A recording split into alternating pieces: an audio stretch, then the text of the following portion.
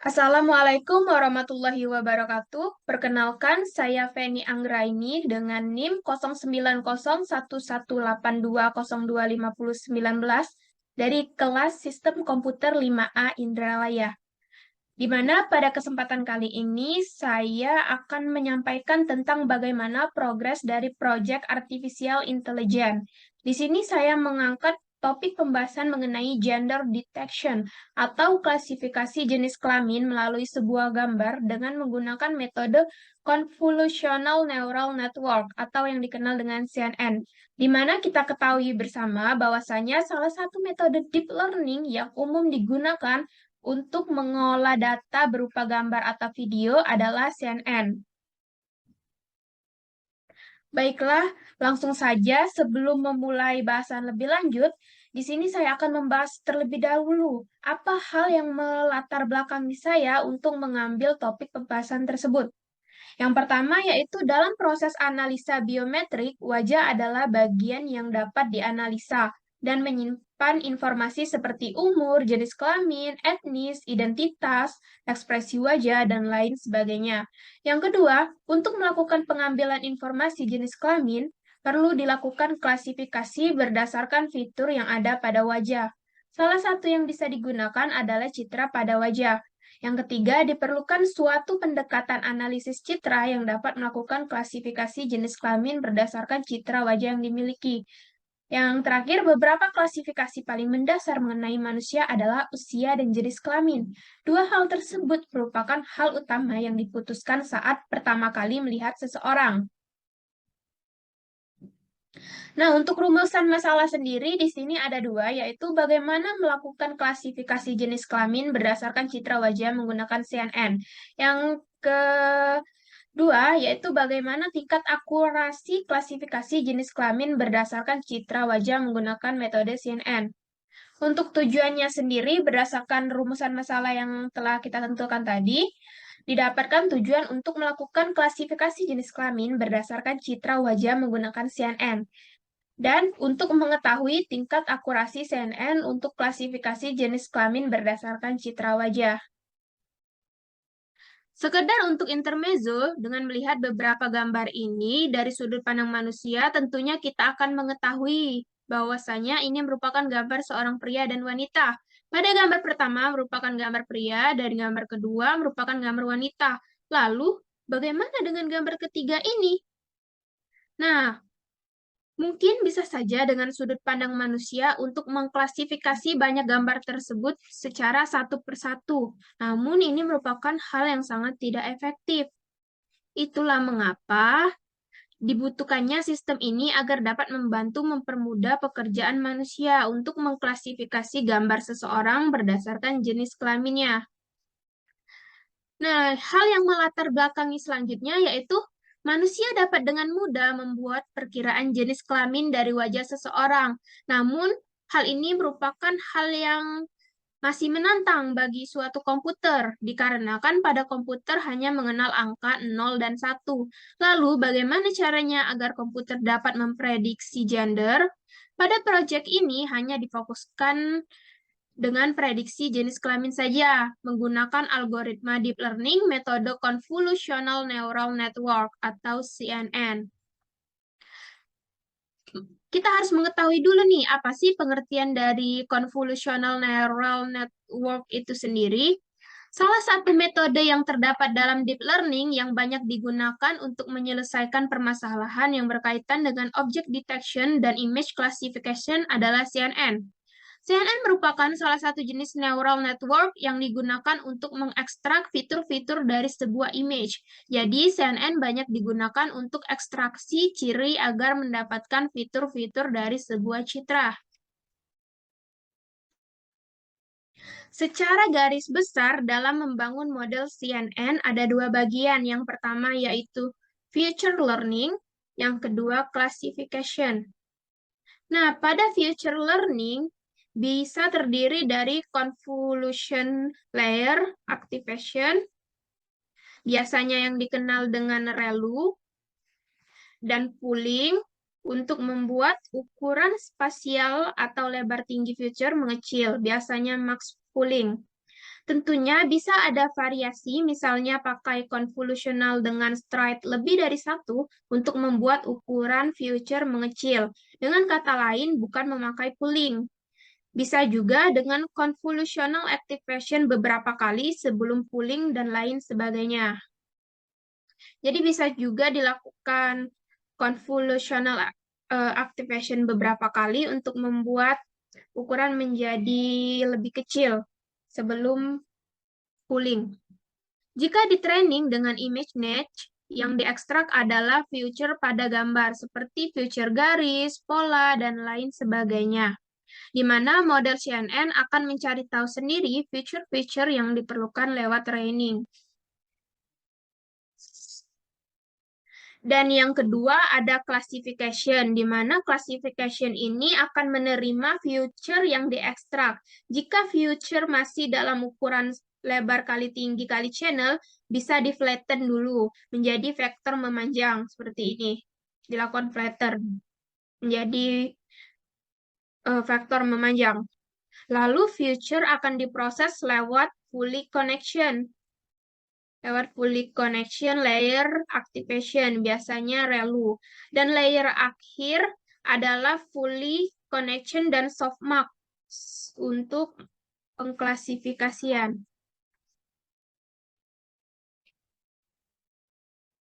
Jumlah layer juga bisa pilihan kita. Bisa saja setelah feature extraction langsung fully connection dan softmax.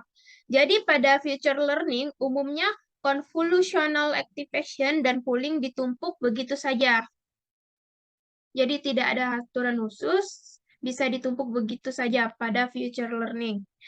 Nah, pada intinya, pendekatan yang dilakukan CNN adalah mengambil area kecil dari sebuah gambar untuk memahami gambar secara keseluruhan. Oke, selanjutnya kita akan membahas mengenai macam-macam layer pada CNN. Yang pertama ada convolutional layer, yang kedua ada pooling layer, yang ketiga ada fully layer, dan yang keempat ada activation layer. Nah, di sini saya akan menjelaskannya secara satu persatu mengenai layer-layer tersebut. Yang pertama, saya akan membahas mengenai convolutional. Pada convolutional layer, hanya melihat input secara lokal seperti ini. Parameter akan di-share dengan bagian dari input yang lain. Jadi, prosesnya akan seperti ini pada perhitungannya. Kita juga bisa memiliki dua output, seperti pada gambar berikut ini, dengan parameter yang berbeda dengan sebelumnya, tapi tetap sama, tetap di-share untuk setiap bagian spasial input.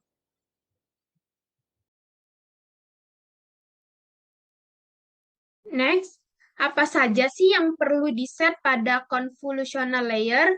Yang pertama, di sini saya akan membahas mengenai kernel size atau ukuran kernel pada filter.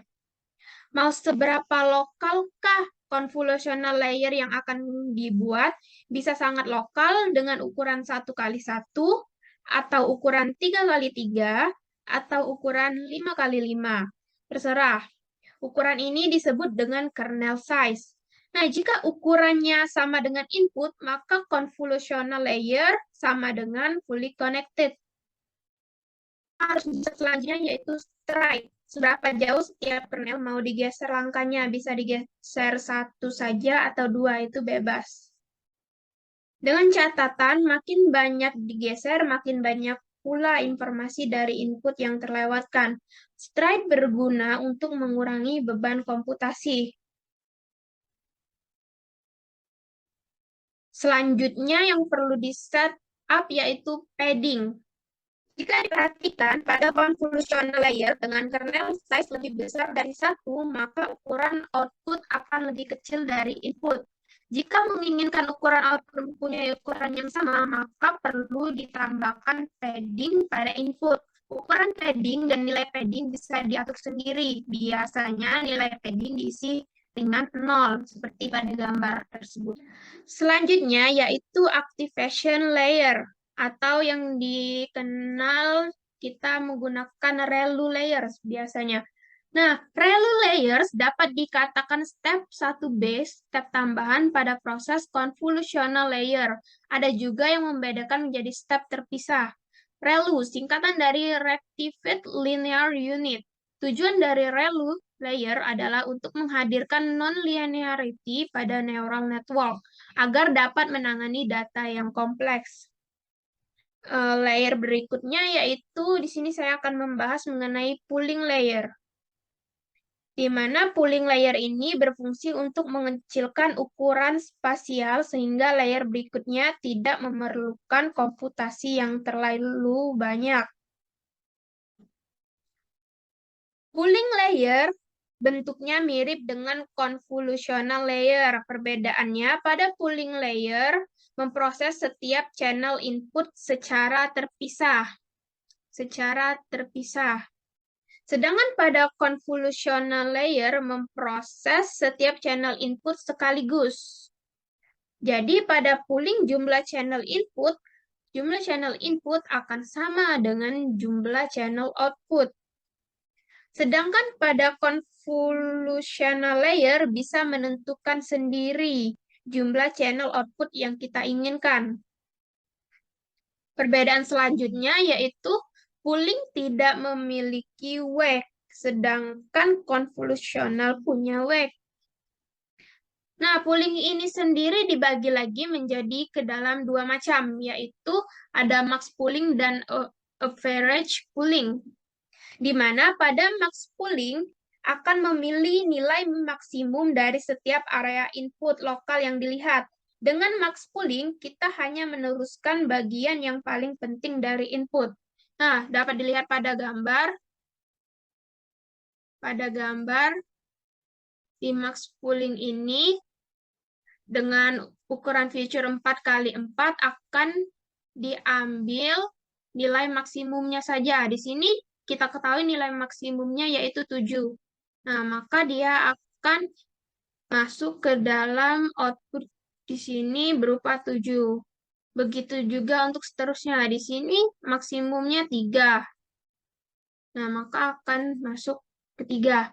Nah, untuk average pooling sendiri akan merata-rata semua nilai dari area input lokal tersebut, sehingga akan meneruskan semua bagian dari input sama rata. Dapat kita lihat di sini, pada feature 4x4, ini akan dijumlahkan dan akan kita rata-ratakan. Nah, 3 ditambah 2 sama dengan 5. 7 ditambah 7 sama dengan 12, di mana 12 dibagi 4 nilainya adalah 3, maka outputnya akan menghasilkan 3, seperti di gambar ini. Selanjutnya yaitu flattening proses, di mana flattening adalah proses mengubah matrik dari layer pooling menjadi vektor satu dimensi. Seperti terlihat pada gambar berikut ini, dilakukan flattening, dia akan berubah menjadi vektor yang memanjang. Selanjutnya yaitu fully connected layer, di mana misal kita memiliki input gambar dengan ukuran lebar kali tinggi 10 pixel dan 3 channel RGB, fully connected akan mengkoneksi setiap pixel pada gambar termasuk dari channel warna untuk setiap output. Jika kita ingin memiliki dua output, maka koneksinya akan seperti ini. Seperti namanya, fully connected di mana input dan output terkoneksi penuh. Masing-masing koneksi juga memiliki wake atau parameter yang terpisah. Untuk mempersimpel gambar koneksi antara input dan output, bisa kita gambarkan seperti ini. Ini gambarnya untuk mempersimpel. Next, pada fully connected layer, setiap node menerima input dari semua node dari layer sebelumnya, yaitu setelah proses flattening. Di sini, semua hasil ekstraksi feature yang dilakukan oleh convolutional neural network akan digabungkan, yang berarti komputer melihat image secara utuh yang bertujuan untuk menghasilkan output yang akurat. Nah, setelah kita mengetahui penjelasan secara detail mengenai metode CNN, jadi bagaimana langkah-langkah yang akan saya terapkan untuk menyelesaikan proyek tersebut? Metodologi yang pertama saya gunakan yaitu menyiapkan data. Yang kedua adalah membagi data, yang ketiga adalah membuat arsitektur CNN, dan yang terakhir yaitu training data. Nah, pada proses mempersiapkan data, di sini saya mengambil dataset dari Kaggle, di mana dataset ini diberi nama UTK Face, yang merupakan sebuah dataset wajah berskala besar dengan rentang usia yang panjang, yaitu range-nya antara 0 sampai 116 tahun. Dataset ini terdiri dari lebih 20.000 wajah. Nah, langsung saja di sini saya akan menunjukkan dataset yang telah saya ambil dari Kaggle tersebut. Pada folder UTK Face ini dapat dilihat banyak sekali gambar-gambar yang telah saya kumpulkan dari Kaggle itu. Nah, namanya sendiri dapat dilihat pada digit pertama ini ada angka 28, di mana ini merupakan usia dari gambar tersebut, usia seseorang dari gambar tersebut. Untuk digit yang kedua ini, 0, ini merupakan eh, pelabelan untuk wanita dan pria, di mana 0 itu untuk pria dan 1 untuk wanita. Nah, contoh lainnya, nih.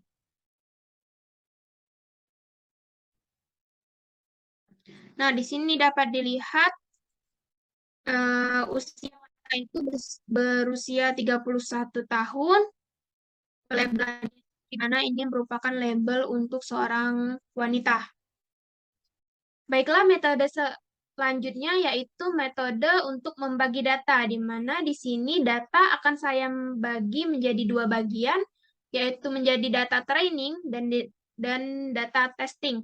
Tentunya data training ini akan lebih banyak dibandingkan dengan data testing, karena dia perlu melakukan training yang banyak agar komputer dapat terlatih. Bisa dilihat pada pengkodingan yang telah saya buat di sini. Jumlah data training yang saya lakukan yaitu sebanyak 18.966. Sedangkan data testing yang saya ambil yaitu sebanyak 4.742 data. Untuk metodologi selanjutnya yaitu membuat arsitektur CNN. Dapat dilihat model arsitektur CNN yang telah saya buat di sini. Nah, di sini saya membuat model CNN sebagai berikut, di mana menggunakan convolutional layer, max pooling layer, lalu menjadikannya convolutional layer lagi, max pooling lagi, convolutional lagi, max pooling lagi secara terus-menerus untuk mengekstrak fitur menjadi lebih kecil. Di sini saya juga menggunakan flatten proses. Nah, model summary yang telah saya dapatkan sebagai berikut. Dapat dilihat. Nah, untuk metode yang terakhir yaitu melakukan training pada dataset. Di sini dapat dilihat training yang telah saya lakukan pada data. Di sini saya mencoba melakukan training sementara sebanyak 15 kali. Nah, didapatkanlah hasil training 15 kali tersebut sebagai berikut. Ada loss, akurasi, valid loss, dan valid akurasi. Value akurasi, maksud saya. Nah, untuk akurasinya sendiri didapatkan hasil sementara yaitu 0,90 atau 90% untuk akurasi pada pemodelan CNN ini. Yang terakhir yaitu output. Nah, output yang dihasilkan pada prediksi data testing sebagai berikut. Di sini kita mencoba memprediksi gambar, di mana pada data testing ini output yang ditujukan akan menghasilkan wanita dilabeli dengan female dan pria akan dilabeli dengan male. Tentunya dapat kita simpulkan bahwa klasifikasi jenis kelamin berhasil dilakukan berdasarkan citra wajah menggunakan metode CNN dengan output male dan female. Metode CNN ini untuk hasil sementara mendapatkan akurasi sebesar 90%. Untuk code-code ini sendiri lebih lanjutnya lagi seperti import library, inisialisasi variabel, memanggil dataset akan saya jelaskan pada progres UAS nanti, ujian akhir nanti. Akan lebih saya jelaskan secara rinci tentunya karena ini belum sempurna mengenai pengkotannya akan saya sempurnakan lagi nanti.